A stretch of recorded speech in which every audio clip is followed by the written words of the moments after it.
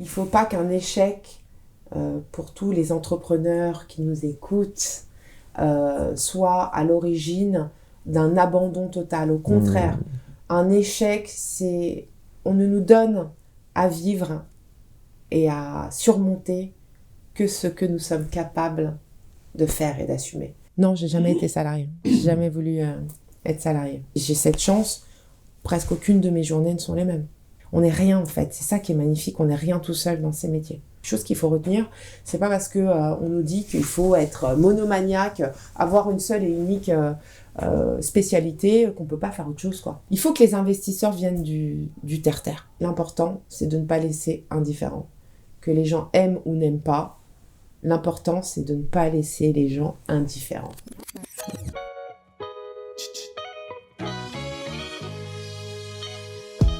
Chaque dimanche matin sur ma chaîne YouTube Grand Angle, une interview d'une personne avec un parcours extraordinaire qui nous inspire. Vous pouvez aussi écouter le podcast sur grandangleeco.com/podcast. Allez, c'est parti. Leïla Sy, bonjour, merci d'avoir accepté de venir aujourd'hui échanger ensemble. Entrepreneuse, réalisatrice, et maintenant même tu veux créer tes propres fictions et documentaires. Explique-nous, on veut comprendre en fait comment ça marche ce métier de la création artistique par rapport justement à l'artiste et comment vous travaillez ensemble, comment tu te mets au service. C'est un peu ça la clé de ce que tu fais, se mettre au service d'un artiste pour le mettre en avant et réaliser ses idées. Bon, tu commences sérieusement, Richard. La question... Simple. Simple. Voilà. En tout cas, merci infiniment de me recevoir. Merci à toi, merci à Angela, parce que c'est toujours très touchant quand les gens arrivent jusqu'à moi, parce que c'est vrai que j'ai choisi depuis le début d'être dans l'ombre, d'être normalement de l'autre côté de l'objectif, et c'est vrai qu'il faut quand même gratter un petit peu pour connaître et apprendre qu'il y a tout un microcosme qui évolue et qui se déploie de l'autre côté de la caméra. Moi, j'ai eu la chance en fait de faire des études supérieures pas loin d'ici, à l'école qui s'appelle Penningen. Donc j'ai été diplômée, c'est un cursus, un bac plus 5. Voilà. Et c'est vrai que ce qui m'a vachement touchée lorsque j'ai fait ces études, moi j'ai été à Lavoisier, donc pas loin, là où sont mes enfants, enfin tout du moins il en reste un. C'est vrai que j'ai toujours eu une scolarité un peu au dernier rang, difficile de trouver ma place, toujours je me suis un peu construit dans le contre. Et puis lorsque j'ai enfin trouvé, on va dire un point de convergence entre ce que j'avais envie de faire, ma passion et l'enseignement que j'étais en train de recevoir, il y a eu comme un déclic et tout d'un coup, ça a été une explosion et vraiment un épanouissement autant intellectuel que dans ce que j'étais en train d'apprendre. Je dis ça pourquoi ? À quel âge tu étais là quand tu dis mes études supérieures ? Écoute, j'ai été diplômée en 2000, ce qui ne nous rajeunit point. Donc voilà, c'est fin des années 90. Je rentre à l'école Penningen, j'ai la chance de sauter une année, parce qu'en fait, comme je te l'ai partagé précédemment, en fait, quand j'étais jeune, ma maman était médecin, donc maman qui nous a élevés, moi, mon frère et ma sœur, seuls, et elle travaillait énormément. Donc j'ai eu beaucoup d'activités périscolaires pour nous occuper. Je fais des claquettes, du violon, de la flûte traversière, du dessin, de la danse, et c'est vrai que quand j'ai mon bac, on se demande un peu, mais qu'est-ce qu'elle va faire de sa vie ? Finalement, l'école Penningen s'avère être une bonne alternative parce que je dessinais assez, donc j'avais des facilités. Donc j'ai eu la chance en rentrant à Penningen de sauter une année, c'est-à-dire que j'ai pas fait la prépa, la prépa était en 2 ans, et ça a été une révélation. Tout ça pourquoi j'en arrive à essayer de répondre à ta question très vaste. Je pense que j'ai toujours été immergée, extrêmement sensible à tout l'univers du hip-hop, à la musique, au rap, etc. Ça s'est arrivé très tôt. C'est par là que tu as commencé ? Disons que vu que je faisais de la danse et ma prof de danse, qui est quelqu'un de très important aussi dans ma construction, qui s'appelle Mia Fry, qui était au centre de danse du Marais, est afro-américaine, donc elle nous passait au début du rap, les morceaux du Wu-Tang Clan et tout, ça arrivait vraiment de manière assez sélective en France.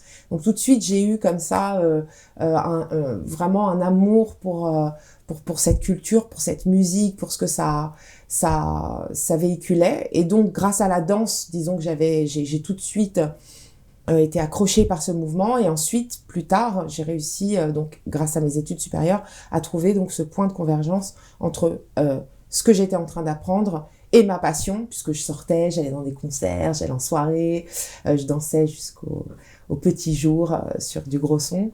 Et il s'avère que très rapidement, j'ai commencé à rencontrer des artistes qui avaient besoin de pochettes d'albums, qui avaient besoin de photos. Et puis comme ça, de manière assez naturelle, j'ai commencé à leur faire, en parallèle de mes études, des pochettes d'albums, des photos, tout ça. Et puis petit à petit, tout ça a commencé à se structurer une fois que j'ai été diplômée.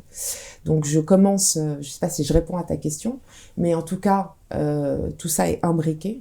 Il s'agit en fait pour moi de ce déclic, le moment où je trouve ma voie, et tout d'un coup l'enseignement devient tout autre chose que quelque chose de laborieux, de difficile. Ça devient quelque chose qui me permet de m'épanouir et surtout de trouver ce fameux point de convergence qui est très important entre la passion et mon métier. À l'école, avant le bac, comment tu tournais? T'étais à ta place ou alors Disons que j'ai eu la chance de faire mes études dans un très bon établissement, qui est donc Lavoisier, qui est un établissement du quartier latin. C'est un établissement public, mais qui a quand même, qui dispense un très bon enseignement. Je pense que je suis aussi le fruit de toutes ces années en classe, mais c'est vrai qu'à l'époque, c'était pas comme aujourd'hui. Moi, je suis de 77. Disons que j'étais la seule black, ou la seule noire, ou la seule renois, la seule un peu basanée jusqu'à ce que mon frère et ma sœur arrivent dans les années plus jeunes, quoi. Et que donc, je me suis vraiment construite dans la contradiction. J'étais pas française, j'étais différente. C'était une manière pour moi d'exister. Et j'ai tout de suite, je me suis rapprochée au lycée de deux copines qui étaient une franco-colombienne et une autre franco-algérienne. Et on a fait un peu le crew des franco. Mais c'était super parce que malgré tout, malgré notre espèce de nonchalance, de révolution, on avait tout cet enseignement, tous ces professeurs qui nous dispensaient quand même. Et je pense que c'est quand même très important de le rappeler et de le dire que l'école a ça de bon, qu'elle nous construit, qu'elle nous permet d'avoir une ouverture sur le monde et des bases solides ensuite pour aller développer, choisir, gratter. Donc c'est une année où je me prenais pour une africaine jusqu'à ce que j'ai l'argent, parce que j'étais modèle, donc je gagnais beaucoup d'argent. À 15 ans, ma mère a accepté, je ne sais pas par quelle folie, puisqu'étant maman maintenant, j'ai dit à ma mère un jour, je vais partir au Sénégal, retrouver ma famille. Donc c'est la première fois que tu allais en Afrique pour la peine. Première fois que j'allais en Afrique. Donc au début tu disais au lycée j'étais l'africaine et t'avais jamais vu l'Afrique. Mais pour moi, jamais vu l'Afrique. Et t'étais au quartier latin, donc c'est pas du tout une banlieue, c'est plutôt un bon quartier. Tout à fait. Et qu'est-ce que en fait ça t'a porté de te mettre en rupture par rapport au contexte en disant Je pense qu'il faut que j'aille au bout de mon idée, que tu comprennes vraiment ce que je veux te raconter. Et je suis partie en Afrique. Et là tout d'un coup dans la rue, les enfants me couraient après en me disant Toubab. Toubab, ça veut dire la blanche, tu vois. C'est dur. Et donc, ça a été très dur parce qu'en fait, je savais plus trop à quel sein me vouer, je savais plus trop d'où je venais parce que je suis née dans le 5e, je suis née chez ma grand-mère, rue Gay-Lussac. Donc, je suis vraiment une Parisienne du 5e arrondissement. Et pourtant, je veux dire, la fois la plus violente où j'ai été confrontée au racisme, c'était sur le Pont des Arts. Un mec qui m'a dit « rentre chez toi ». Mais j'étais chez moi, en fait, je suis chez moi. Donc voilà. De la pure bêtise, ouais. De la pure bêtise, mais ça fait partie du processus, ça fait partie aussi de la construction de mon identité. Et je dirais que aujourd'hui, j'en fais tout à fait une force. C'est-à-dire que c'est ma différence. Mais je suis française, j'aime mon pays plus que tout. Et j'aimerais enfin que, justement, dans tout ce que je fais, dans mes engagements, ils reconnaissent tous ces enfants et à quel point il y a une richesse qui est une source de créativité et qui fait rayonner la France dans le monde entier. Et c'est marrant parce que ma femme qui est psychologue, justement, elle me parlait d'un livre sur les loyautés. Alors ça touche à tout en psychologie. Et elle disait effectivement que quand on croise les identités, comme quand c'est une ou deux générations en arrière qui arrivent en France, ou que tu portes des signes distinctifs comme la couleur de peau sur toi, le plus compliqué et le plus enrichissant, c'est d'arriver justement à créer une identité nouvelle, enfin quelque chose qui allie en fait un héritage du passé avec la situation actuelle. Et c'est assez marrant quand tu me dis, bah, je suis allé au Sénégal, on m'a dit que j'étais blanche, et puis quand j'étais sur le pont des Arts, on me disait que j'étais sénégalaise. Alors, Même pas sénégalaise, hein. Vu le format de la personne, c'était beaucoup plus agressif. Ouais. Rentre chez toi. Je pense que le Sénégal, il est même pas capable de le placer sur une carte. Oui, voilà. Voilà. Et du coup, donc, tu as une identité en construction, comme toutes les ados.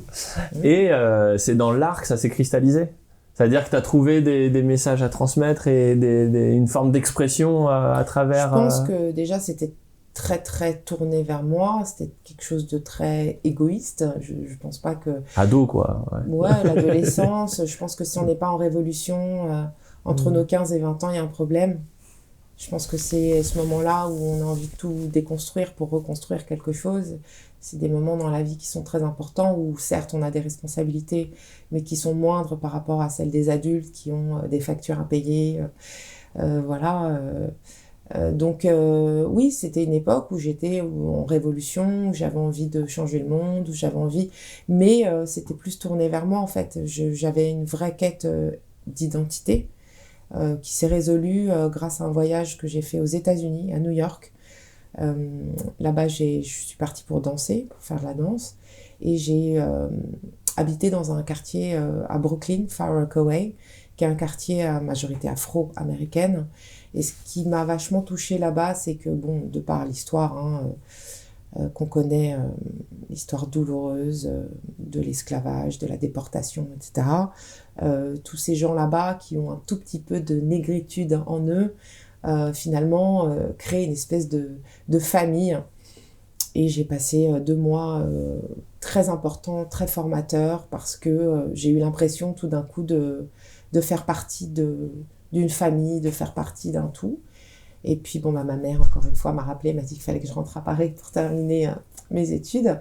Mais ça a été vraiment un déclic pour moi et je me suis dit que finalement, ça paraît un peu bateau de dire ça, mais je le partage quand même. On est chez soi, là où on a envie de planter ses racines, là où on a envie de construire et qu'il n'appartient à personne d'autre qu'à soi-même de choisir où est ce chez soi.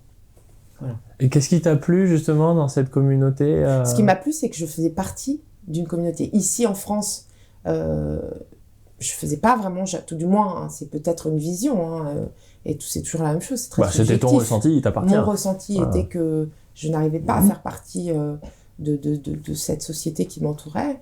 Quand je suis allée en Afrique, pleine de grandes idées, avec mes boubous et tressés, j'étais pas non plus chez moi, je parle pas la langue, j'ai retrouvé ma famille, bien heureusement, mais plus tardivement. Donc j'étais pas chez moi, alors que là-bas, à des milliers de kilomètres, il y avait cette espèce d'énergie quand je sortais. Hey sweetie, how you doing? Tu vois, il y avait un truc, tu fais quoi aujourd'hui? On va où? J'avais l'impression de faire partie d'une famille. Et le fait que tu sois française, ça les choquait pas du tout? Non, c'était vraiment une question de pigmentation. et que c'est comme ça. Mais là-bas aussi, il faut l'inscrire dans toute cette histoire des afro-descendants, voilà, des afro-descendants aux États-Unis, quoi, qui ont été extirpés de force de leur continent pour être exploités, et les générations ensuite ont réussi petit à petit dans la douleur à construire des choses, et donc même une blanche potentiellement qui aurait peut-être un lien, parce qu'on le fait souvent chez nous, il y a la génétique, qu'est-ce qu'elle est, il y a des métis qui ont des enfants qui sont blancs, aux yeux bleus, avec des cheveux blonds, mais pourtant finalement il y a cette espèce de, je sais pas, d'énergie qui englobe, et donc je suis revenue beaucoup plus forte dans ma tête après ce voyage, en 98. Et du coup, donc en 98, t'as pas encore eu ton bac? C'est ton bac que t'avais en 2000? Non, j'ai mon bac, je suis déjà à Penningen. D'accord, t'es déjà à Penningen. Et durant ces études, tu commences déjà à faire des petits boulots. Tu me disais que t'étais partie à 16 ans, c'est ça, non? Moi, j'ai quitté la maison assez tôt, parce que j'avais une maman super cool, et puis surtout j'avais envie on vivait un peu en communauté chez une amie qui avait une grande maison à Meudon, et l'idée c'était qu'elle avait toujours de la place pour les amis, et donc je me suis installée là-bas, et puis on vivait tous ensemble. C'était vraiment une période que j'en garde un souvenir impérissable, extrêmement enrichissant. Et puis oui, ça a été une époque où je me suis révélée parce que ils ont su valoriser mes qualités, ils ont su me toucher, ils ont su voir en moi peut-être certaines choses que d'autres ne voyaient pas et que même moi je ne voyais pas dans mes qualités. Et donc oui, effectivement, à l'époque, j'avais une vie sociale bien plus trépidante qu'en ce moment, où mon gros kiff, c'est d'être chez moi, en pyjama, à regarder Netflix. On vieillit. Ouais. À chaque âge, ses petits kiffs. Non, à l'époque, j'étais tout le temps dehors, tout le temps à la rencontre des gens. Et puis surtout, j'ai rencontré une rencontre assez importante dans ma vie, qui est un ami qui s'appelle David Dancre, qui a décidé de lancer un magazine, comme ça, sur un coup de tête. J'étais encore à l'école. Et donc, j'ai commencé à prendre des photos pour ce magazine de rap français. À quel âge ? Je sais pas. Franchement, je suis nulle pour les dates, mais tout ça se chevauche un petit peu. Je suis encore à l'école. Je dirais dernière année, avant-dernière année. Donc, j'ai commencé à créer du contenu un peu alternatif, autre que le boulot qu'on nous... parce qu'on croule de travail. Hein. Penningen, c'est un peu la marque de fabrique de cette école, mais ce qui est super, c'est-à-dire que les enseignants sont tous des professionnels. Je sais pas trop comment ça a évolué dans le temps, mais à l'époque... Par exemple, je suis très fière de dire que j'ai eu Paolo Roversi en prof de photographie, ou des gens comme Agnès Propek, avec laquelle, qui était ma maître de thèse, j'ai encore des liens, qui est photographe pour l'agence Vue, enfin des gens qui sont vraiment encore engagés dans la vie professionnelle, qui ne sont pas des enseignants qui sont complètement dégagés des réalités. Pour ceux qui ne connaissent pas, tu peux pitcher Penningen, ce que c'est rapidement. Penningen, c'est une école privée qui se trouve donc rue du Dragon, qui s'appelle anciennement l'Académie Julian, qui est une école donc qui crée des directeurs artistiques, des concepteurs, qui est sur 5 ans, qui est quand même réputée pour être une école dure, difficile, parce qu'on a énormément de travail et beaucoup de charrettes comme on appelle, et ils nous forment vraiment à tous les métiers de l'image, c'est-à-dire qu'on fait autant du croquis de nu, de la calligraphie, je ne sais pas trop comment ça a évolué dans le temps, mais c'était vraiment une école, moi j'en garde... heureusement que j'ai croisé le chemin de beaucoup des professeurs avec lesquels j'ai pu, aux côtés desquels j'ai pu apprendre, quoi. Donc Voilà. quand tu sors de là, tu sais bosser, quoi. Quand tu sors de là, tu sais bosser, tu sais faire des nuits blanches, et tu sais surtout, j'espère, répondre à cette grande question qui est comment est-ce qu'on passe des idées en utilisant l'image. Voilà. Et quand tu sors de cette école, justement, tu décides de te lancer. Au lieu de chercher un emploi, tu décides de te lancer par toi-même. Non, pas du tout. Hein. J'ai fait les choses un peu comme tout le monde. J'ai la chance, tout de suite à la sortie de ma thèse, je trouve un stage chez Dubois, qui fait de la post-production. Je travaille à l'époque sur Mortels Transfer, sur Amélie Poulain. C'est vraiment... Mais je voulais aller voir là-bas parce que à Penningen, quand même, à l'époque, je pense que ça a pas mal évolué, on travaillait beaucoup sur l'image fixe. Alors que j'étais très attirée déjà, de par, on va dire, ma formation de danseuse, par le mouvement. Et l'image en mouvement, c'est une succession d'images fixes, en fait. Donc, c'est un peu le principe. Et donc, de travailler dans la post-production, ça m'a permis justement de faire ce basculement entre l'image donc figée et 25 images secondes, 25 images fixes qui se succèdent les unes aux autres, qui créent le mouvement. Puis, j'ai travaillé... pour des nez, dans une agence de communication. J'ai fait plein de trucs, en fait. Mais tout ça, en parallèle, j'avais ma petite danseuse qui était justement les magazines de hip-hop, avec Tracklist, puis arrivé The Source ensuite. Donc The Source, pour ceux qui ne connaissent pas, c'est gros magazine américain de hip-hop qui décide, alors je pourrais pas te donner l'année, Richard, ne m'en veux pas, qui décide de lancer une licence européenne, qui choisissent la France et qui choisissent, je ne sais pas pourquoi, notre rédaction, la rédaction Tracklist. Parce qu'à l'époque, on était un peu les outsiders, il y avait des rédactions bien plus installées que nous. Et je suis télescopée, comme ça, en quelques instants, directrice artistique du The Source France. Mmh. Voilà. Et là, petit à petit, quand même, toutes mes autres activités prennent moins de place, parce que ça me demande énormément de temps. D'abord, au début, je fais toutes les photos, puis petit à petit, je me rends compte que je ne peux pas faire tout ça. Et puis, je suis très rapidement rejoint par des graphistes, des maquettistes. Et puis, je crée un pôle de photographes. Et je commence à déléguer. Et donc, je commence vraiment à m'emparer, à incarner vraiment on va dire, le poste de direction artistique. Est-ce que tu peux définir la direction artistique à The Source ? En quoi ça consiste ? La direction artistique, bon, déjà, on a quand même le magazine The Source américain, qui est donc c'est 156 pages mensuelles, qui est extrêmement bien produit. Ils ont des moyens beaucoup plus importants que nous, on ne va pas se mentir, en France. L'idée, c'est que le rédacteur en chef, donc David Dancre, peut choisir ce qu'il veut dans le contenu américain qui peut intéresser les lecteurs français et donc francophones.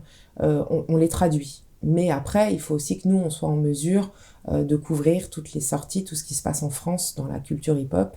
Et donc là, on doit créer du contenu, c'est-à-dire des articles, ça ne me regarde pas vraiment, c'est plutôt de l'ordre de la rédaction, et toute l'illustration visuelle qui vont autour de ces articles.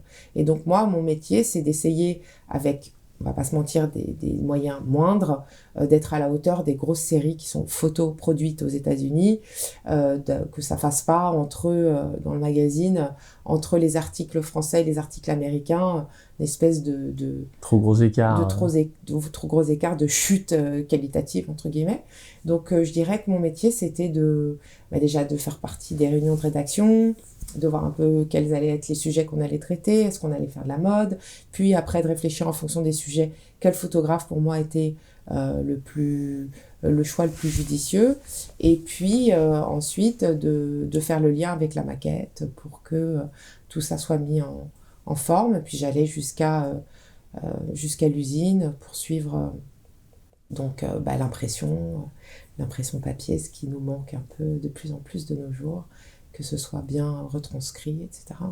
Donc là-bas, tu étais salarié? Non, j'ai jamais été salarié. J'ai jamais voulu être salarié. J'étais à la maison des artistes. Je faisais des notes. Ça, c'est encore un autre truc. Mais explique-nous alors comment... Non, disons que j'ai très tardivement, mais ça je t'en ai déjà parlé, eu la conscience que d'avoir un statut net, précis, qui accompagnait bien en fait mon quotidien de créative, ça a été un grand freestyle au début, quoi. Je faisais des notes, mais j'avais pas si. Puis j'ai longtemps été en numéro en cours d'enregistrement. Enfin, tu vois, j'étais un peu freestyle. Maintenant, je regrette un peu avec le temps de ne pas avoir réussi à me structurer plus tôt, parce que je pense que ça m'aurait permis d'être plus, de renvoyer une image de moi un peu plus sérieuse quand il s'agissait de du cadre. Après, à l'intérieur du cadre, j'étais capable d'exploser, d'avoir toutes les capacités professionnelles pour être à la hauteur de l'enjeu. Mais c'est vrai que j'ai très souvent et trop longtemps un peu négligé tout le côté organisationnel de ma fonction. Mais c'était très difficile parce qu'on est dans un pays, c'est mon point de vue, où en fait, t'es photographe, faut que tu sois photographe. T'es réalisateur, faut que tu sois réalisateur. Alors que moi, j'ai fait de la photo, j'ai fait de la maquette, j'ai fait plein de choses, de la danse, j'ai fait plein de choses qui, pour moi, en fait, font partie d'un tout. Et c'était donc très difficile de trouver un statut qui pouvait me permettre d'évoluer un peu dans tous ces milieux. Voilà, maintenant, aujourd'hui, je suis intermittente, ça me va très bien. Et puis, j'avais un peu cette peur mais ça aussi, c'est une mentale qu'il faut réussir à dépasser. Cette peur d'être pieds et poings liés dans une structure que pouvait incarner un CDI, par exemple.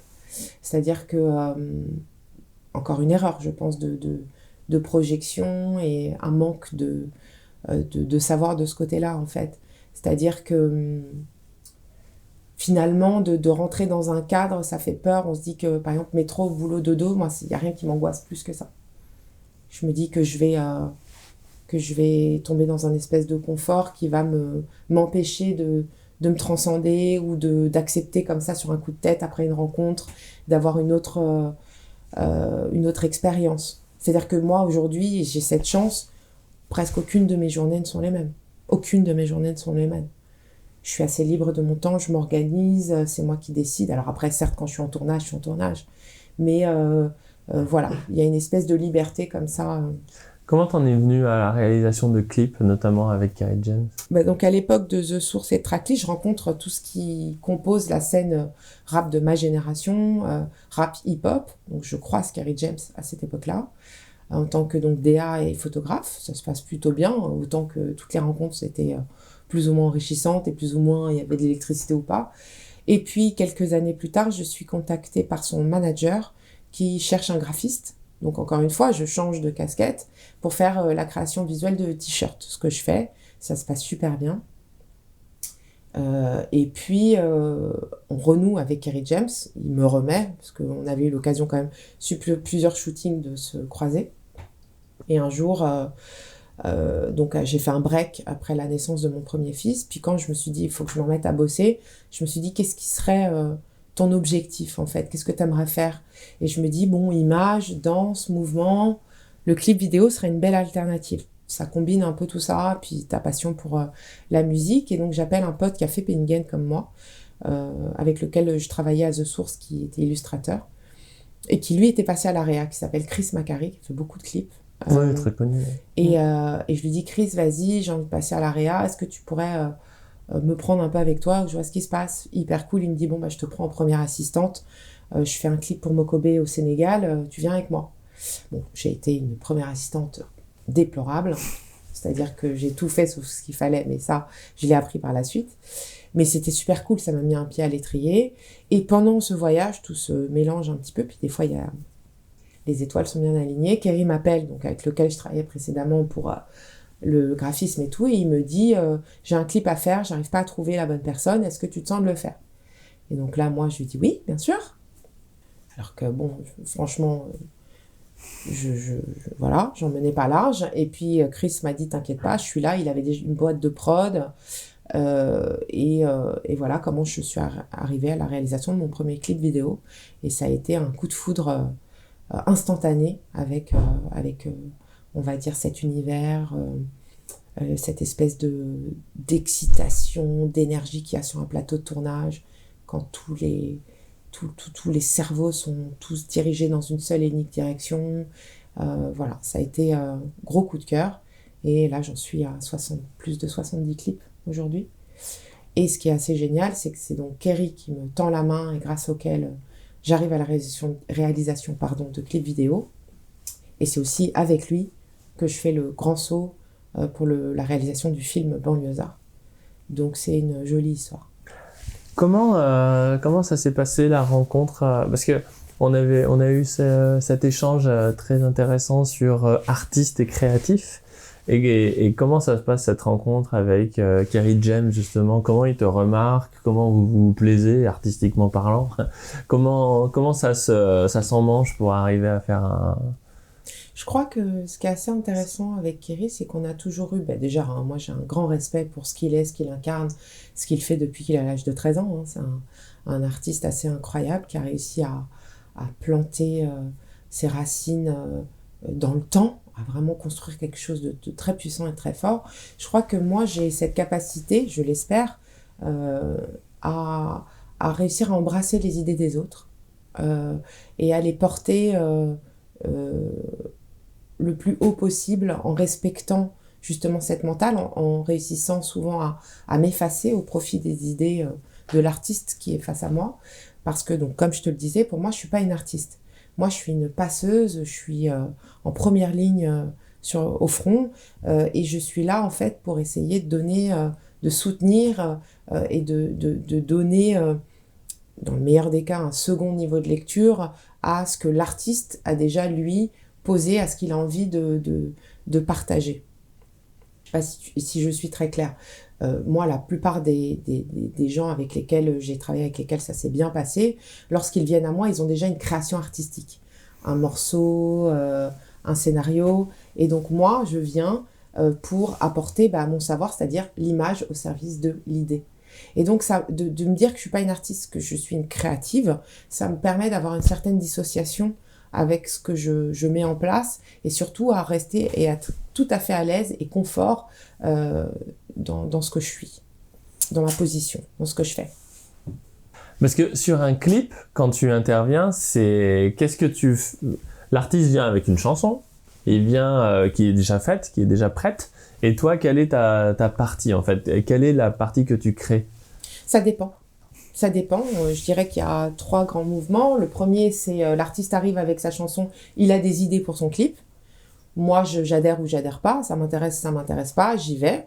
Ça, c'est la première, on va dire, premier cas de figure. Le deuxième, l'artiste arrive avec un morceau, mais il n'a pas d'idée. Et ça, c'est ce que j'adore parce que il me fait presque confiance, donc je propose. Après, il y a dans certains cas, il y a ce qu'on appelle des appels d'offres. Donc, c'est-à-dire qu'ils l'envoient à plusieurs réalisateurs. Les réalisateurs font tout le travail et puis ils vont choisir l'un ou l'autre. Je fais plus ça parce que c'est extrêmement frustrant. Parce que malgré tout, quand on fait une réponse, on donne de soi aussi, de son intellect, de son temps, etc. Et puis, troisième cas de figure, le meilleur. L'artiste arrive avec une idée, enfin, son morceau, des idées qui sont pas figées, et on échange et on construit ensemble une réponse commune. Voilà. Parce qu'en fait, quand il vient simplement en disant je sais pas quoi faire, débrouille-toi, quelque part, qu'est-ce qui t'embête? C'est le fait qu'il n'y ait pas ce lien avec, que Moi, ce soit ce pas qui co-construit? m'intéresse dans mon métier, c'est la rencontre, c'est l'échange, c'est l'enrichissement. C'est que suite à un projet, j'en sors grandi, que j'ai pu me remettre en question. C'est ça qui est bien. Je pense que la remise en question est la chose la plus importante dans nos métiers. Avoir des convictions, puis qu'elles soient complètement déconstruites, et puis dire « Ah ouais, c'est vrai, t'avais raison ». Et oui, effectivement, ça c'est mieux que ça, etc. Donc c'est l'échange, moi, qui m'intéresse et qui fait que je continue à être extrêmement passionnée dans ce que je fais. Donc c'est vrai que si c'est pour exécuter tout simplement un travail, pourquoi pas? Ça peut être intéressant financièrement par exemple, ou alors parce que la proposition est ambitieuse ou va me faire voyager, ou je sais pas, je trouve toujours un intérêt. Mais vraiment, quand je suis face à un artiste et que je construis avec lui, on discute, on échange, on doute, on a des convictions, on discute, enfin c'est le propre de l'être humain en fait. Oui, mais je trouve que chez toi, ce qui ressort beaucoup, en fait, c'est que ce que tu aimes le plus, effectivement, c'est te mettre au service de ce que tu appelles un artiste. Parce que moi, j'en démords pas que quand tu crées un clip, c'est artistique. Enfin, tu vois, tu as mais ce qui t'anime le plus, en fait, c'est plutôt d'accompagner le mouvement et de transcender un mouvement plutôt que de le lancer. Et d'ailleurs, dans une... Oui, en tout cas, je crois, je sais pas, Richard. I don't know. Je sais pas. Mais c'est vrai que maintenant, avec ce nouveau terrain de jeu qui s'ouvre à moi avec la fiction, c'est encore une autre mentale. Puisque là, maintenant, je commence à écrire, je travaille avec des co-auteurs, j'apprends encore. Je sais pas. C'est très, très difficile, tu sais, d'avoir du recul sur soi-même, sur ce qu'on fait. Je pense que ce sont plutôt les autres qui sont en mesure d'analyser ou décortiquer. Moi, je suis juste lancée à Mach 4000, voilà, dans mes objectifs, sur mon chemin, et j'avance, quoi. Et justement, on va y venir après à la fiction, mais comment t'as vécu, parce que tes productions, ce que tu fais, c'est des équipes, c'est le travail bien fait. C'est beaucoup de personnes, c'est le détail, c'est chacun est spécialiste. Donc c'est marrant parce que tout à l'heure tu disais, moi j'ai fait de la danse, j'ai fait de la photo, donc c'est complet. Et en même temps, aujourd'hui, tu me dis que non, le gars qui fait la photo, c'est pas celui qui fait la lumière, c'est pas celui qui fait le son. Donc comment t'as vécu l'arrivée un peu, on va dire, des youtubeurs ou des productions vite fait avec un smartphone qui est redoutable parce que mine de rien, avec un smartphone, on peut avoir des qualités d'image qui sont suffisantes pour faire quelque chose de diffusable, à défaut d'être beau, mais de diffusable, alors que toi, tu travailles en production en milice, enfin en groupe. Comment t'as vécu cette arrivée, cette transformation là dans le business? Moi, je trouve ça génial, parce que c'est vrai que la vulgarisation de tous les outils de création font que ça permet à un plus grand nombre de pouvoir se confronter au concept, à la création, etc. Parce que c'est sûr avant qu'il y ait les appareils photo qui filment, etc., il te fallait une grosse caméra, il te fallait beaucoup de matériel, tu comprends ce que je veux dire, pour créer... moi, je trouve ça super. Après, c'est toujours la même chose. C'est ce que je dis souvent quand je parle à des élèves, etc. Tu peux écrire avec un magnifique stylo plume ou avec un stylo à bic. L'important, c'est ce que tu écris. Que les choses soient claires.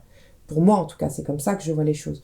Donc moi, quand je reprends sur la première partie de ta question qui est très intéressante, tu dis que j'ai fait ci, j'ai fait ça. En fait, j'ai effleuré toutes ces connaissances pour être en mesure, quand je vais travailler avec des spécialistes, de pouvoir parler leur langage, de pouvoir m'exprimer et de pouvoir leur demander certaines choses.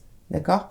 Néanmoins, quand un monteur, par exemple, il fait du montage tous les jours, il est bien plus efficace que moi qui sais comment fonctionne le montage, mais qui ne fait pas ça tous les jours. Donc oui, effectivement, j'aime bien être entourée de professionnels qui ont choisi une voie très spécifique et qui excellent dans cette particularité. Après moi, je sais, j'ai fait du montage de manière un peu plus légère, donc je suis capable de lui dire si, là tu peux me cut s'il te plaît. Là, je suis capable de discuter avec chacun des créatifs. Et ce qui me permet, dans toute la chaîne de création, d'être en mesure d'avoir la bonne discussion, le bon mot pour aussi leur permettre d'exploser et de faire preuve de tout leur talent dans leur spécificité, et moi de réunir toutes ces énergies pour aller exactement là où j'ai décidé qu'on devait aller. Donc c'est vrai que moi je suis un peu à l'ancienne. Sur un plateau de tournage, on est beaucoup quoi. On est beaucoup. Combien Alors, beaucoup? ça dépend des projets, mais pour la caméra, je vais donner des exemples concrets et c'est important et je pense qu'il faut que les gens le sachent parce que c'est aussi un champ des possibles par rapport au boulot, tu vois. Pour la caméra, il y a un pointeur, celui qui fait le point, donc qui est aussi le premier assistant caméra. Il y a un second assistant caméra qui va s'occuper de gérer tout ce qui est optique, tout ce qui est les backups. Il y a un machinot, celui qui va donc s'occuper de tout ce qui est de l'ordre des rails de travelling, par exemple, ou délester le steadicammer.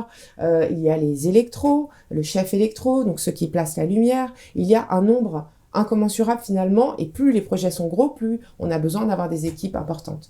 Maintenant, aujourd'hui, il y a des mecs qui sont capables de tout faire, qui sont capables de faire leur lumière, de cadrer, de monter, d'étalonner, de mettre en scène. Et c'est génial. Parce qu'en fait, ils condensent le matériel, c'est ça? Ils condensent tout, ils ont un appareil photo, qu'ils ont bien... ils ont tout ce qu'il faut, la bijoute autour pour le rendre efficace. Et puis, ils sont capables de tout faire. C'est des réalisateurs orchestres, c'est cette nouvelle génération de réalisateurs qui sont super... C'est génial. Moi, je trouve ça génial. En termes de rendu, si on fait un blind test, t'arrives à voir la différence entre une grande équipe et un homme orchestre? Oui.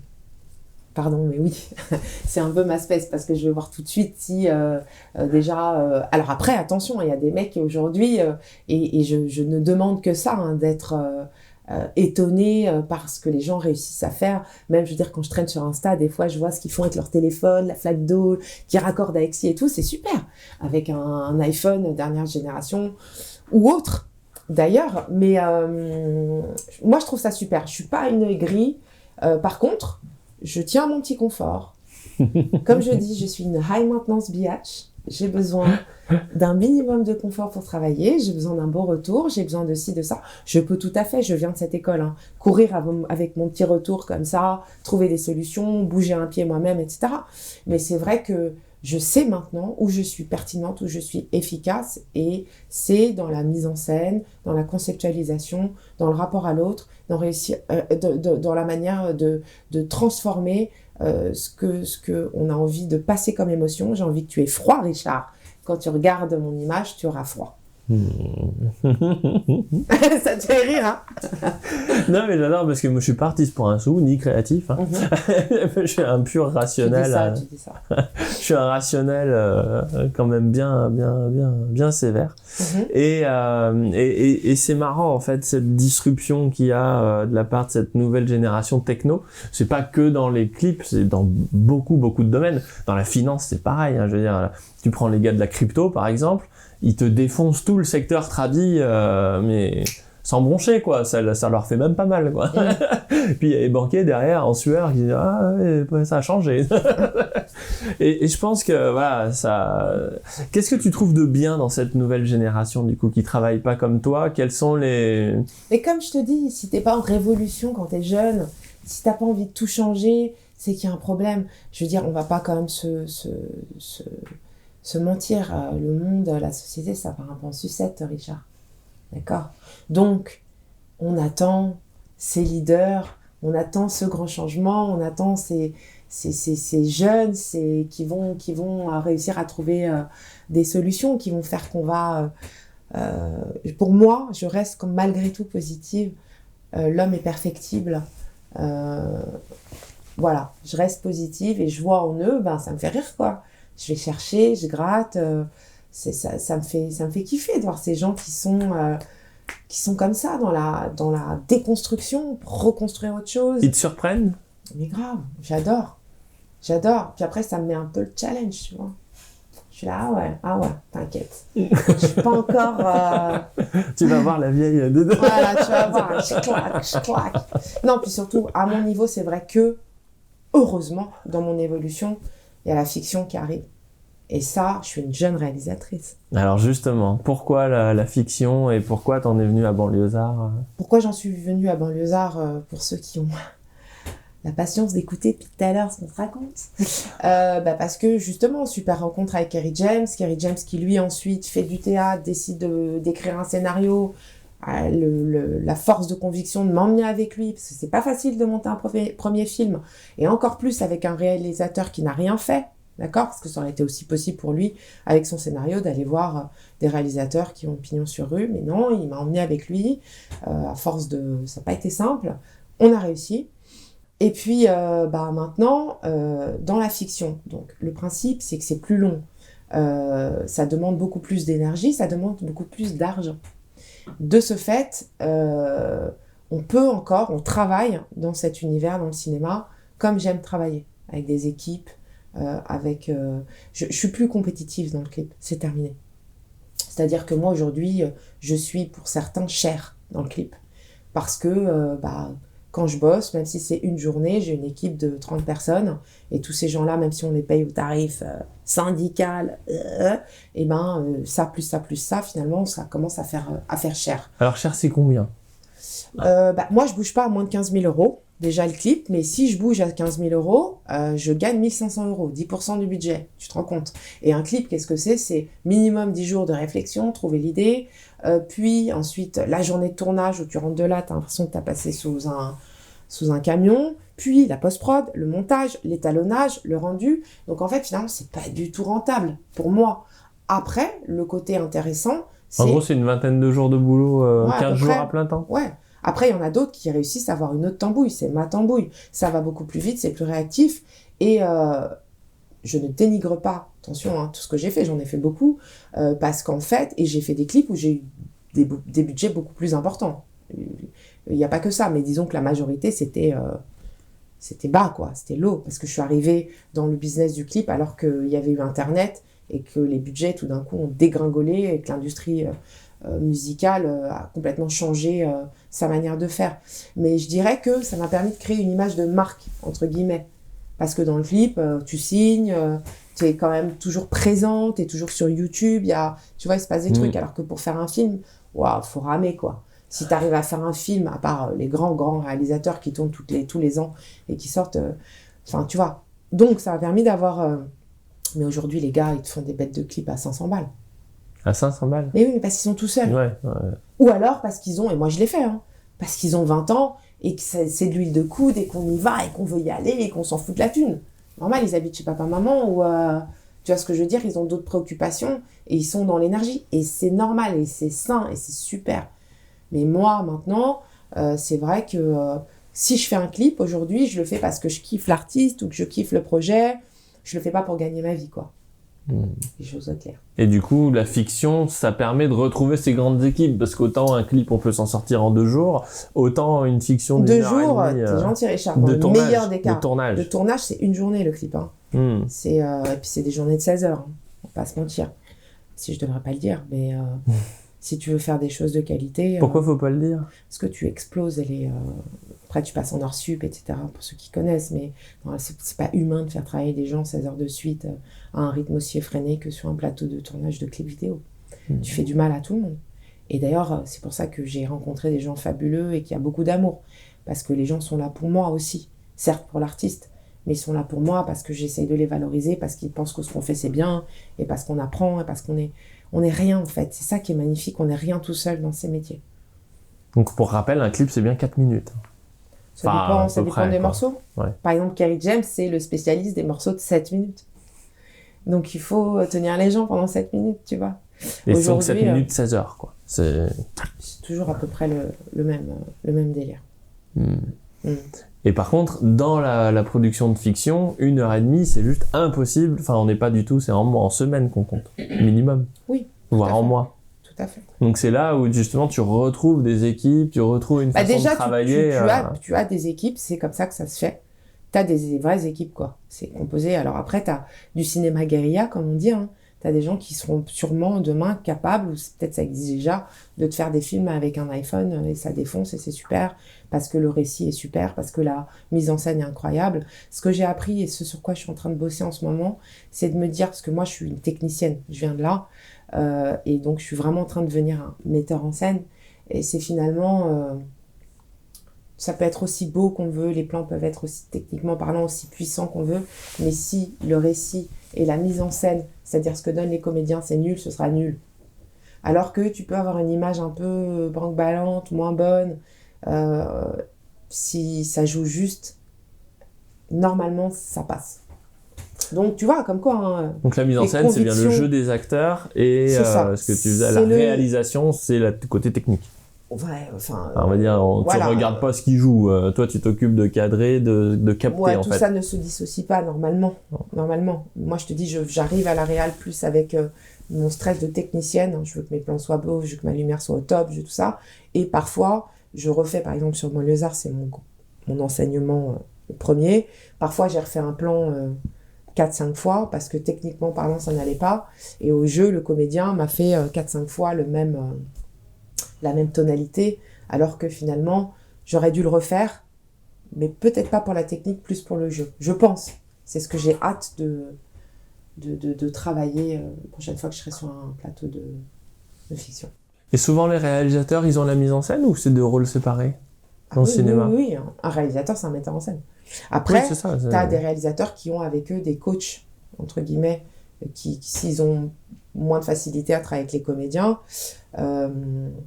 il y a des réalisateurs qui sont pas du tout sur la technique, qui s'en foutent, ils laissent ça à leur chef opérateur normalement, à leur chef opérateur, aux techniciens, et qui sont vraiment avec les comédiens, vraiment dans le jeu.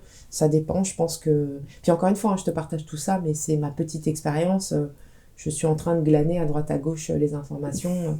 Il se peut que je dise des énormes conneries. Ne m'en voulez pas. Voilà. Bah, c'est ton ressenti et c'est ton expérience, donc qui est quand même qui est en train de se construire. Ouais. Parce que t'as d'autres projets effectivement qui arrivent et là tu continues dans cette veine parce qu'on veut pas en dire plus et beaucoup forcément sur ces projets mais c'est des projets d'ampleur. Oui. Non, l'idée c'est que le clip vidéo c'est un exercice c'est speed. Quand on te contacte pour un clip, c'est toujours pour la veille, il faut qu'il le diffuse tel jour, t'as très peu de temps. C'est quelque chose de très instantané, t'es tout de suite embarqué dans la production, c'est un produit qui se crée très rapidement. Alors que... On disait c'est 15 jours de travail à plein temps. Oui, donc mais des fois t'as des clips qui sont faits en 5 jours, des fois les gens dorment pas, ça travaille la nuit, enfin tu commences à dire c'est un truc, c'est une énergie très dense, très puissante, c'est un touchous. Alors que mon expérience me fait dire que la fiction, pour l'instant, putain, ça rame, c'est long, c'est du long métrage, c'est du ski de fond, tu vois ce que je veux dire ? C'est tu vas travailler sur la version 1 du scénario, et puis quand tu vas arriver au tournage, tu tourneras la V15, je sais pas si tu te rends compte. Tu retravailles, tu machin, et puis après il y a la prépa, il y a le casting, il y a le tournage, il y a le montage, c'est génial, hein, mais qu'est-ce que c'est long.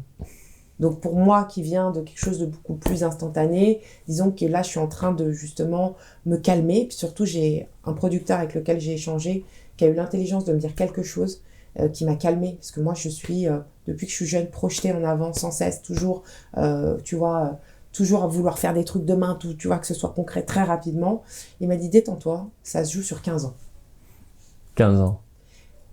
15 ans, projette-toi pas, ne te projette pas sur où t'en seras l'année prochaine, ce que t'aurais fait. Projette-toi sur 15 ans. Pose une stratégie sur 15 ans. Et c'est pour des gens comme moi, qui sont sans cesse dans l'angoisse, que l'intermittence, c'est ça aussi. C'est tu taffes aujourd'hui, comme par hasard, quand tu taffes aujourd'hui, on te demande 25 trucs, tu peux pas, tu taffes. Et puis finalement, quand t'as plus de taf, t'as plus de taf.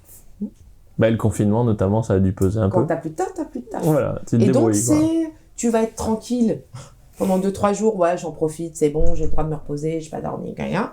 Et au bout de 3 jours, je pense qu'on est un peu tous pareils, tu commences à être en bad trip total. T'es stressé, qu'est-ce que je vais faire ? Non. Et donc ça pousse à être sans cesse dans cette espèce de course en avant, parfois un peu déraisonnée, où tu vas dire oui, il y a des trucs, c'est nul, c'est pas bien, etc. Alors que faut se détendre, faut voir à long terme, il faut avoir une stratégie, des objectifs et y aller tranquille. Voilà. Donc ça m'a un peu détendu, me dire que devoir à 15 ans, ça te déstresse, quoi. Mais aujourd'hui, t'es connu. Au niveau des gens qui veulent créer dans ce monde-là, tu es connu. Enfin, je suis connue, Richard. Les gens qui veulent faire des clips dans ce milieu, ils te connaissent. Ouais, mais tu sais, je sais plus comment on dit. Les chiens à bois, la caravane passe. Dans le sens où, tu sais, ça se remplace vite. Hein, maintenant, il y a des jeunes réalisateurs qui sont bien plus connus. Faut toujours rester un peu dans le trend. Faut toujours être dans le truc, faut toujours être là, faut toujours savoir ce qui se passe. Et puis bon, moi, je suis certes, grâce à mes fils, connectée avec les nouveaux sons qui se font et tout. Mais bon, malgré tout, il y en a certains où j'arrive encore à m'ambiancer. Mais c'est vrai que, bon, on va pas se mentir. L'industrie de la musique, c'est un truc qui est tellement ancré avec la jeunesse, avec le truc. Donc, au bout d'un moment, même si je m'encanaille sur 2-3 sons, il y en a d'autres, je passe un peu à côté maintenant. De ce fait, oui, j'espère avoir gagné mes lettres de noblesse en ce qui concerne la culture du rap français. Ouais, je pense que oui. Mais c'est pas pour autant que je suis installée tranquille et que je vais taffer demain. Hein. Tu vois, c'est pour ça que je te dis, waouh, c'est génial et c'est bien d'exploser cette espèce de mentalité française que t'es photographe, tu vas faire que de la photo. T'es calligraphe, tu vas faire que de la calligraphie. Tu vois ce que je veux dire? Non, en fait. On peut avoir plusieurs cordes à son arc. Et par exemple, je fais de la scénographie maintenant. J'accompagne des artistes qui vont sur scène, je les mets en scène. Donc finalement, j'ai peut-être pas de clip, mais je travaille avec une artiste qui va partir sur scène. Tu vois ce que je veux dire? Il y a toujours quelque chose sur lequel se raccrocher, sur lequel continuer à apprendre, à partager. Voilà. Donc je pense que ça aussi, c'est quelque chose qu'il faut retenir. C'est pas parce que on nous dit qu'il faut être monomaniaque, avoir une seule et unique spécialité qu'on peut pas faire autre chose, quoi. C'est débile, en fait. C'est vraiment marrant ce que tu me dis parce que je rattache ça à l'inspiration. Et en fait, je crois que c'est Jean-Paul II, le pape, qui disait que les entrepreneurs avaient l'étincelle de la création. Parce que quand tu entreprends, t'es toujours obligé d'avoir une vision. Alors ça peut être une vision business, évidemment, ça peut être... Mais en fait, cette vision, c'est de l'inspiration, quoi. C'est-à-dire qu'il y a des moments où tu es là, tu te dis putain, qu'est-ce que je fais? Et tu te dis bon, ça marche, ça marche pas, là il faut que je trouve, et tu te dis où je vais. Et en fait, tu vois plus où tu vas, quoi. Et c'est très proche en fait de l'inspiration artistique. Où tu vois, tu me disais il y a encore de la musique qui me parle, mais la plupart ne me parlent pas. C'est marrant cette connexion entre l'entrepreneur et les artistes, c'est vraiment quelque chose qui me fascine. Et c'est pour ça que j'ai du mal à comprendre pourquoi les artistes ont régulièrement du mal avec le côté business, alors qu'en réalité, ça doit vraiment tourner de pair, la création. Bien sûr. Derrière chaque grand artiste, il y a derrière des gens beaucoup plus structurés, etc. Je sais pas pourquoi, en fait, on n'arrive pas à associer les deux. Peut-être que le business reste encore quelque chose de très hermétique. Justement, on est aussi, tu sais, les préjugés ne vont pas que dans un sens. Les préjugés, ça va dans un sens, dans un autre. Et je pense qu'il manque peut-être des gens comme toi, des gens qui font le lien, finalement, et qui désacralisent un petit peu ce côté, si t'es street, si t'es hip-hop, tu peux pas pour autant être un businessman éclairé qui va faire les bons... J'en connais aujourd'hui des mecs qui sont des artistes. D'ailleurs, je pense à un mec en particulier qui a tout à fait compris maintenant que il faut avoir aussi une vision d'entrepreneur. Il faut aussi, quand tu gagnes beaucoup d'argent en tant qu'artiste, il y en a plein malheureusement qui font pas ça, qui vont aller tout flamber en mode nouveau riche chez Gucci, alors qu'ils auraient pu peut-être investir une partie. On l'a tous fait avec la première paye. Enfin, tu vois, au début. Je dis ça, je dis rien. Mais après, tu te rationalises, non? Si t'es bien entouré, si t'es bien conseillé, si autour de toi t'as pas des parasites qui juste sont avec toi parce qu'ils vont bien manger, ils payeront pas la note. Je te dis n'importe quoi et je grossis le trait, mais c'est pour te dire que en fait c'est aussi une question de partage des connaissances en fait. Ça paraît, t'as l'impression que si tu vas faire du business, faut que tu portes un costume 3 pièces et que non mais tu vois. J'en ai pas.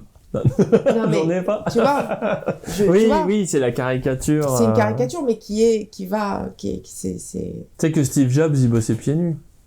Tu sais, enfin, il y a des tas, c'est, ce qui m'étonne là-dedans, c'est qu'un artiste, par définition, il sait quoi faire de son argent, parce que t'as toujours des projets quand t'es artiste. T'as toujours des idées, t'as toujours des... Tu te faut voir, Richard. Pour moi, enfin, moi qui suis pas artiste déjà, j'ai toujours 10 000 trucs dans ma tête en disant il faudrait faire, et puis après je compte, et puis bon, on va commencer par ça. Enfin, qu'est-ce qu'il y a de plus créatif qu'un artiste qui... Mais parce que, en fait, ça aussi, c'est une espèce de croyance populaire que les artistes sont tous blindés, c'est faux. Non, j'ai pas blindé. Non, mais ce que je veux dire par là, mais quand t'as de l'argent, ils ont de l'argent, ils le dépensent. T'as des tas de projets pour vous le mettre, quoi, non ? L'argent qu'ils ont, ils le dépensent pour vivre, en fait. Et je veux dire, de créer un capital, etc., il faut avoir justement l'intelligence de faire les bons placements, déjà de mettre un peu à gauche, et pas tout d'un coup, bim, tu gagnes plus. En fait, les mecs qui gagnent plus, ils claquent plus. Et s'ils sont pas bien conseillés, en fait... Et pourquoi le train de vie, en fait, monter le train de vie en même temps que tes revenus ? Par des mecs, je parle dans mon univers, qui tout d'un coup gagnent beaucoup d'argent, ils en avaient pas avant.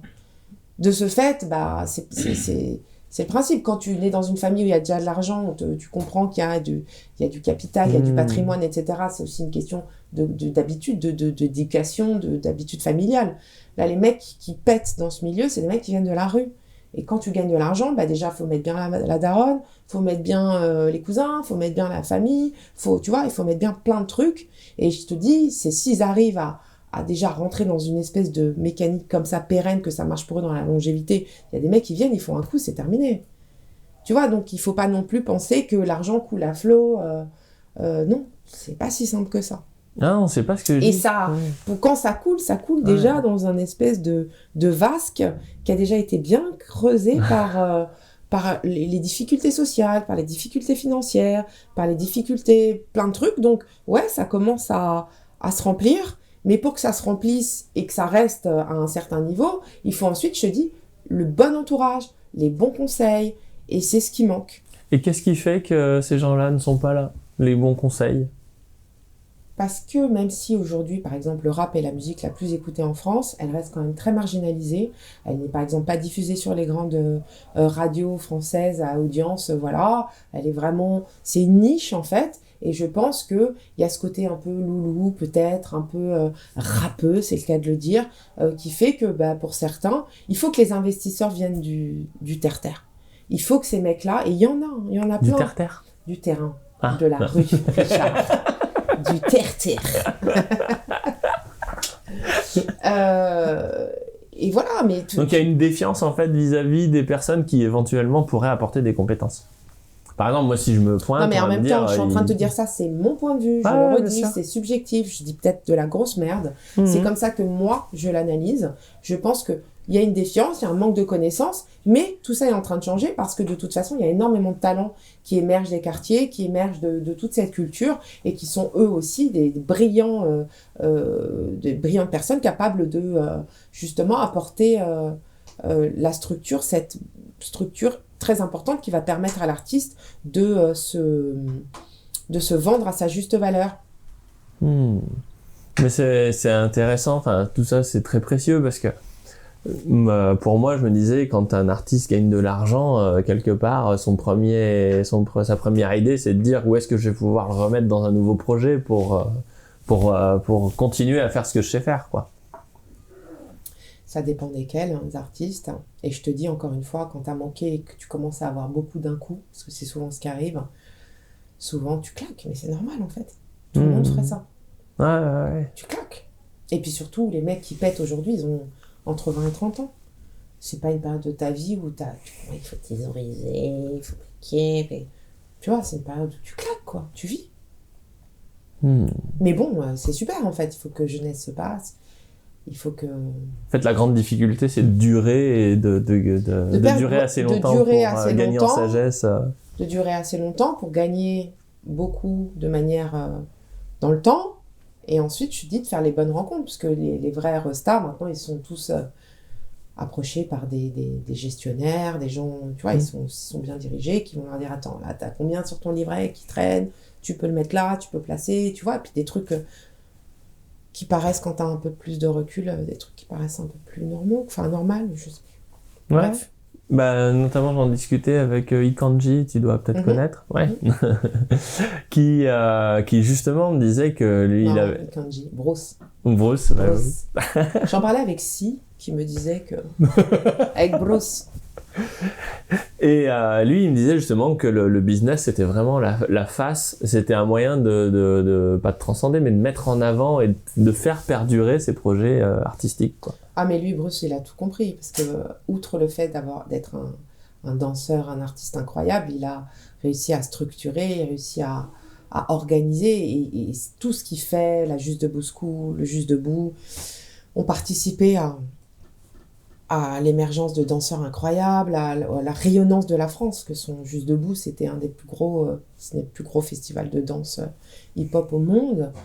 Donc ouais, des mecs comme ça qui ont l'énergie suffisante, qui ont l'intelligence de structurer, de soutenir, ouais, il en faudrait plus.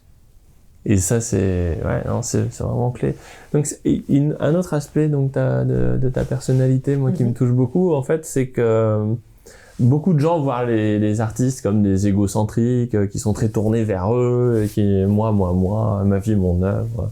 Et alors que toi, ta créativité, tu la passes en accompagnement des gens, en fait. Et on le ressent d'ailleurs, tu me dis t'es plus à l'aise derrière la caméra que devant. Quand quelqu'un vient en te disant bah tiens j'ai une chanson, on fait. Tu dis ouais mais on peut pas discuter, on peut pas on peut pas échanger, Et ça je trouve c'est vraiment précieux à mettre en avant pour les gens qui ont pas des tempéraments explosifs ou qui sont pas les premiers à monter sur les tables et à faire la fête le soir, mais qui sont en soutien, en appui, en conseil, en renfort, j'ai envie de dire. Et le mot renfort, en fait, est peut-être pas mal. Parce que il y a de la place pour tout le monde, en fait, dans l'entrepreneuriat et dans les projets. Et c'est compliqué de trouver des appuis. D'ailleurs, renfort, appui, c'est le même mot. Hein, c'est pas le même mot, mais c'est à peu près le même sens. Bah le renfort sert d'appui justement pour le mur. Moi, je viens du bâtiment, moi, c'est pour ça. Et c'est vraiment ça. Donc toi, tu as une position d'architecte, si on continue dans le bâtiment, de coordination. T'as un architecte, c'est un mec qui gère une 50aine de gars sur un chantier. Hein, donc, merci Richard. c'est vraiment ce à quoi tu me fais penser. Et bon, sauf que beaucoup d'architectes ont des bons égos, mais voilà. Non, mais j'ai un bon ego aussi en fait. De montrer que, mais ils aiment bien mettre leur nom partout en fait, les architectes.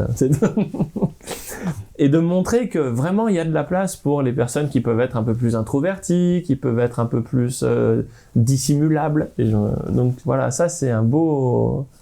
Oui, c'est vrai que je trouve que c'est une position qui est géniale. Bon, après tu me suis pas sur Instagram. Hein. Je me prends en photo avec mes filtres, j'ai un ego aussi pas mal. Non, ouais, c'est trop bien. C'est trop bien en fait, d'être un peu de prendre du recul. J'adore ça. Je trouve que c'est une position... Franchement, ce que font les gens qui sont sous la lumière, je les respecte énormément. Je pourrais pas faire ça, c'est trop dur. C'est dur parce que tu es sans cesse jugé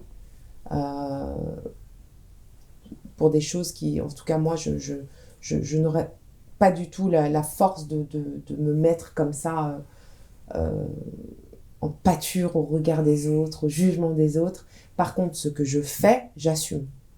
Tu vois, que ce qui sort de mon savoir, de ma créativité, que ce soit jugé, que ce soit disséqué, que ce soit... Oui, pas de souci, parce que je travaille pour ce faire, j'apprends, je me perfectionne. Par contre, je suis quelqu'un d'extrêmement complexé.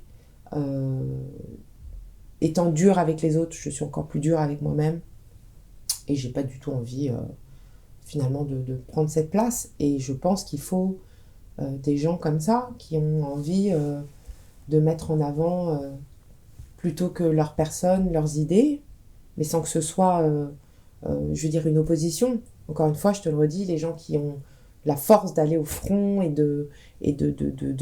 d'incarner visuellement avec leur corps, avec leur visage, leurs idées, c'est super. C'est pour ça que je leur dis, toi, t'es un artiste, toi, tu vois. Moi, je suis un concepteur, moi, je suis un architecte, comme t'as dit, Richard. Je Je suis très bien en scrud, j'ai toujours ma casquette, je reste dans mon coin, je ne dis rien mais je regarde et j'analyse. Et si je peux potentiellement avoir une intervention qui tire le propos général vers le haut, j'en suis ravie. Alors ça, c'est vrai que sur l'entrepreneuriat, c'est vraiment quelque chose de clé. C'est quand on dit publier, ou c'est-à-dire mettre en public ce qu'on fait, c'est se soumettre à la critique. Et il y a quelque chose, je pense vraiment, c'est une leçon, moi je me le répète souvent, c'est l'univers n'a aucune empathie. Quand tu publies quelque chose, t'as beau y avoir mis tout ce que tu veux dedans, tes tripes, ton amour propre, l'univers s'en fout. Je veux dire, tout ce que voit l'univers, c'est le résultat. Et voilà. Tu es jugé sur le résultat. Et derrière, tu peux t'en prendre plein la tête. On dit, mais c'est à chier ton truc. C'est quelque chose qu'il faut être prêt à supporter, quoi. J'ai une petite anecdote à ce sujet. Donc, quand j'étais à Penningen, j'arrive en prépa. Et puis, il y avait un prof qui était craint de tout le monde, s'appelait Troublé, le pauvre. Enfin, non, pardon. J'étais à Penningen, j'avais un prof qui était très dur. Et le délire, c'est qu'il nous donnait à 19h pour le lendemain matin un sujet, il fallait l'illustrer. Et là, il nous avait donné le sujet l'école, donc Penningen. Et j'avais fait une illustration dont j'étais très fière. Et puis, il l'a bien aimé. Mais c'était un mec qui était capable de déchirer les travaux des élèves s'il les trouvait nuls, devant tout le monde. Enfin, c'était un mec très, très dur. Quelqu'un de sensible et d'à l'écoute, quoi. Quelqu'un de sensible et à l'écoute, mais je pense que c'était un peu le nettoyeur de l'école. C'est-à-dire qu'il faisait en sorte de nous casser au point de voir quels étaient celles et ceux qui avaient suffisamment de mental. Les fragiles, ils sortaient, quoi. Ouais, malheureusement. C'est-à-dire qu'avec du recul, je me dis, ok, je comprends un peu sa position, même si c'était très, très dur. Et donc, le mec, tout d'un coup, adore ce que j'ai fait, donc m'utilise devant toute la classe pour dire... Regardez ce qu'a fait Dixmier, c'est super. Dixmier, c'est mon nom de jeune fille que j'aime d'amour. C'est super, on lui met 20 plus 3 croix. Je lui dis 3 croix. Bon, je peux te dire qu'après, mes 3 croix, elles étaient très précieuses puisque c'était des points. Et que lui, sur 20, d'ordinaire, c'était 3 sur 20. C'est quoi l'histoire des 20 plus 3 croix ? C'est-à-dire que j'avais 20 plus 3 croix, et ces 3 croix étaient des points que je pouvais aller rebasculer sur d'autres rendus, où j'étais quand même... Voilà. Et donc, il décide d'afficher dans l'entrée de l'école mon dessin et d'autres. D'accord ? Et là, donc on se connaissait pas avec les autres élèves de ma promo, c'est le début de l'année. Il t'a affiché, quoi, au sens littéral du terme. Il m'affiche. Et puis, je sors pour la récré. Et là, j'ai face à moi un groupe d'élèves qui sont donc face à mon dessin, qui sont en train de dire, donc je suis derrière, ouais, Dixmier, c'est pourri, c'est nul et tout. Donc moi, je m'effondre en pleurs, j'appelle ma grand-mère, qui est vraiment la femme qui m'a transmis énormément de choses et qui me dit, écoute bien ce que je vais te dire, c'est super. Dans la vie, l'important, c'est de ne pas laisser indifférent. Que les gens aiment ou n'aiment pas, l'important, c'est de ne pas laisser les gens indifférents. Et là, et cette phrase est vraiment, je me la répète très souvent quand il y a des gens qui me disent « je trouve ça nul » ou qu'ils ne le lisent jamais en face, de toute façon. Mais tu sais, qui t'ont cartonné, voilà. Et moi, je me dis, au moins, ils parlent de moi. Au moins, ils en parlent. Et c'est ça aussi, surtout dans l'ère des réseaux sociaux, où des gens cachés derrière leurs ordinateurs te défoncent alors qu'ils font rien de leur vie. Pardon. Et ben tu dis je t'ai pas laissé indifférent. Ouais, c'est comme les gens, ils parlent d'Elon Musk en disant c'est bof, pas terrible, machin. Mais t'as fait quoi, toi? Le gars, il se défonce 15 heures par jour, il fait des choses extraordinaires, et puis un petit commentaire bof. Faut accepter aussi, je pense, cette part de critique en disant, faut pas le prendre pour soi, quoi. Il critique l'œuvre et pas l'artiste, quoi. C'est un peu... Moi, je le prends pour moi et c'est super intéressant. T'apprends plein de trucs quand tu vas regarder ce que moi je lis. Je lis tous les commentaires. Et c'est bien. Ça remet bien les idées en place, en fait. Puisque je pense que de faire l'unanimité, ça n'existe pas. Et tu parlais tout à l'heure de l'univers. Moi, je parlerais plutôt de l'être humain. Puisque l'univers... On en sait encore tellement peu de choses, mais l'être humain, on commence à avoir 2-3 analyses assez salées sur la nature humaine, quoi. C'est-à-dire, et puis surtout sur le français. Et je te parle pas du parisien. J'aime rien, je suis parisien. Donc voilà. J'ai jamais vécu à Paris, moi, alors il n'y a pas de problème. Ouais. Mais non, c'est vraiment intéressant parce qu'en même temps, il faut aussi le prendre, j'ai le droit à l'échec. C'est-à-dire que quand on te dit ton travail est à chier, ces gens-là pourront très bien te dire un mois plus tard, ah bah, c'est pas mal ça. Parce qu'en réalité, c'est le rendu, tu vois, qui est, ils te donnent leur ressenti sur le rendu. Et moi, je le vois quand je fais des vidéos. C'est pas de l'art, je veux dire, moi, je fais de la finance et de l'économie. Mais tu donnes un angle, un point de vue, tu dis, ah bah tiens, je pense que ça marche bien comme ça. Voilà.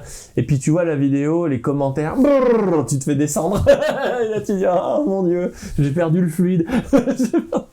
Et puis, 2 semaines plus tard, brrr, ça remonte. Et tu te dis, ah, je suis trop bien. En fait, faut se détendre. C'est pas je suis nul et je suis trop bien. C'est je produis des choses, je m'améliore, je tâtonne, je fais. Et puis, voilà, tu j'avance. pas indifférent. Ouais, c'est rare. Ouais, Voilà. Et moi, je pense que, d'ailleurs, je rebondis sur l'échec. Il n'y a rien de plus formateur qu'un échec. Quand on tombe, c'est une image, mais c'est très important. Donc, un échec, c'est une chute.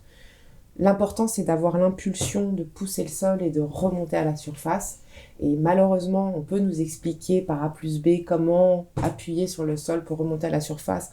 Tant qu'on ne s'est pas confronté à cette réalité dans tout son corps, dans tout son être, finalement, on n'est pas capable de s'en sortir. Et si on monte sans jamais tomber, si on est en haut et qu'on tombe, on ne sera jamais capable de se relever. Alors qu'il faut monter, tomber, pas monter, tomber, pas monter, tomber, jusqu'à arriver à un super plateau où on a trouvé l'équilibre parfait. Non, mais je dis ça parce que il ne faut pas qu'un échec, pour tous les entrepreneurs qui nous écoutent, soit à l'origine d'un abandon total. Au contraire, un échec, on ne nous donne à vivre et à surmonter que ce que nous sommes capables de faire et d'assumer. De ce fait, un échec, c'est pas pour rien, c'est pour aller sortir en nous justement ce qu'il y a de plus humain, de plus transcendant, et pour qu'on passe à une autre étape. Voilà. Et si je te dis la victoire est facile et c'est dans l'échec qu'on apprend. Oui, c'est ça, exactement. Exactement, c'est comme les garçons, enfin, j'allais dire les garçons, je pense à mes fils. Ça brûle, touche pas, ça brûle, touche pas, ça brûle, tu vas te faire mal. Bon bah voilà. Ça brûle. Bon bah voilà, salut, next. Et tu t'es brûlé une fois, t'as pas envie de te brûler deux, donc tu feras plus cette connerie. Et ça, tu vois, moi, je peux te le dire, justement, le clip m'a permis d'essayer plein de trucs. J'étais sûre que ça allait défoncer. Oh, putain, c'est nul au montage, c'est nul. Je ne ferai plus cette erreur. Tac, tac. Il faut faire pour se tromper, pour plus faire, pour continuer à faire, pour se tromper, pour passer des étapes et pour évoluer. Ouais, c'est marrant ce que tu dis, parce que je l'ai fait avec ma fille hier, je lui ai dit touche pas la poêle, pourquoi c'est chaud, touche pas la poêle, pourquoi c'est chaud, touche, voilà. La prochaine fois tu me croiras et voilà, on gagnera du temps. Mais sur l'échec, ce qui est encore plus formateur, il y a un proverbe Shadok, je sais pas si tu connais les Shadok, oui. Que j'adore, c'est plus ça rate et plus ça a chance de réussir. Et ça c'est vraiment important parce que entrepreneur, c'est apprendre à échouer. Et puis, des fois, on a de la chance. On met une dizaine de petits bateaux, là, tac, tac, et puis il y en a un qui part. On ne sait pas pourquoi c'est lui, mais en tout cas, il y en a un qui part. Et globalement, faut se dire que ça fait partie ça tord les tripes. Vraiment, des fois, t'es pas bien. Je pense que tu vois de quoi je parle. T'as des nœuds au ventre, ça tord dans tous les sens. Mais quand ça part, c'est pour de vrai. Et quand ça rate, c'est pour de vrai. Et en fait, t'es vivant. Tu vois, quand tu es salarié ou quand tu bosses pour quelqu'un, c'est pas ton projet, ou on te demande que ça réussisse ou que ça rate. Bon, le soir, la différence est pas énorme, quoi. Mais est-ce que tu as ressenti cette sensation d'être vivant, en fait, quand tu es soit dans l'échec total ou dans l'accomplissement total, en te disant putain, j'y suis pas pour rien quand même, là, ça a pris? Non, quand je suis dans l'échec, je suis vraiment une merde, quoi. Oui, mais pour de vrai. Ouais. C'est-à-dire que c'est vraiment ton échec. Mais c'est pas ce moment où je me dis oh putain, je viens d'échec incroyable. non, je suis une merde. Mais par contre, après, quand t'as pris un peu de recul, t'as dormi, t'as eu la bonne copine au téléphone, ou on t'a dit le bon mot qui va te réveiller. Et c'est surtout après, avec le temps, quand tu as suffisamment de recul pour analyser, tu vois. Faut pas non plus se faire des films quand t'es dans la douleur, tu vois. Après, l'idée, c'est de pas y rester trop longtemps. Et ce que tu disais était bien. Plusieurs bateaux, moi je dirais, il faut pas mettre tous ses œufs dans le même panier. Il faut avoir plusieurs projets, toujours sans cesse sur le feu. lancer plein de trucs parce qu'il y en aura toujours, tu sais pas pourquoi, c'est la conjonction. Il y en a qui vont prendre, il y en a qui vont pas prendre, mais c'est pas pour autant que... Parce que tu sais, ce truc d'être monomaniaque sur un projet, si tu te plantes, c'est fini, t'as plus rien. Donc je pense que certes, il faut avoir des projets qui pour nous sont des projets vraiment qui ont une vraie... par exemple, on y croit à fond, puis il faut avoir son projet de cœur, et puis il faut avoir, tu vois, il faut avoir toujours plusieurs poils sur le feu en même temps. Vraiment ça, et je l'ai compris que trop tardivement. Bah, c'est vrai que quand t'as un truc qui rate, ça fait du bien quand même quand il y en a un qui marche, quoi. Ça, Non, mais surtout quand t'as un truc qui rate, t'as tout de suite un backup plan, tu vois, t'as tout de suite un autre projet sur lequel te dire, ok, je vais me mettre là-dessus et je repars là-dessus. Sauf que quand ça rate et que tu dis, putain, faut tout reprendre du début, reconstruire, réfléchir, reconceptualiser, refaire mon business plan, non. Mais tac, fais avancer tout tes pions en même temps.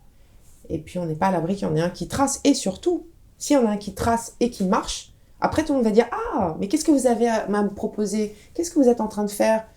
Et là, si tu n'as pas d'autres trucs qui arrivent derrière, j'arrive. Il faut reprendre tout le process au début.